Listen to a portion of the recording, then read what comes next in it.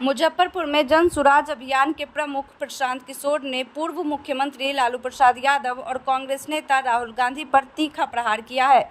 उन्होंने आरोप लगाया कि लालू यादव ने डॉक्टर भीमराव अंबेडकर के चित्र का अपमान किया है और इस पर राहुल गांधी की चुप्पी पर भी सवाल उठाया। उन्होंने कहा कि यदि राहुल गांधी में हिम्मत है तो वे लालू यादव के इस कृत्य की खुलकर निंदा करें। प्रशांत किशोर ने कांग्रेस पार्टी को राजद की झंडा बरदार पार्टी करार देते हुए कहा कि वह बिहार में लालू और तेजस्वी यादव की छाया से बाहर नहीं निकल पा रही है।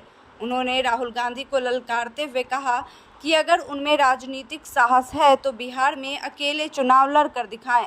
प्रशांत किशोर ने यह भी आरोप लगाया कि कांग्रेस नेता देश भर में डरो मत का नारा देते हैं, लेकिन खुद लालू यादव से डरते हैं। उन्होंने चुनौती दी कि राहुल गांधी अंबेडकर के अपमान पर एक बयान जारी करें ताकि यह साबित हो सके कि वे सच में सामाजिक न्याय और दलित सम्मान के पक्षधर हैं।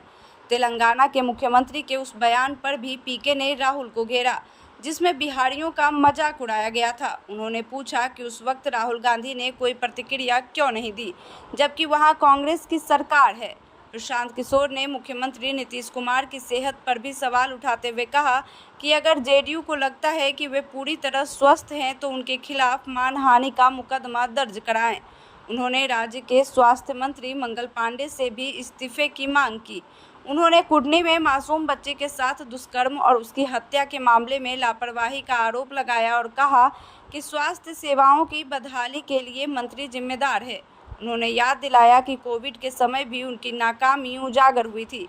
इसके अलावा उन्होंने मंत्री अशोक चौधरी पर परिवारवाद को बढ़ावा देने का आरोप लगाया। उन्होंने कहा कि दलितों के नाम पर राजनीति करने वाले मंत्री ने अपनी बेटी को सांसद और दामाद को धार्मिक न्याय पार्षद का सदस्य बना दिया है, लेकिन दलित समाज के लिए अब तक कोई ठोस कार्य नहीं किया।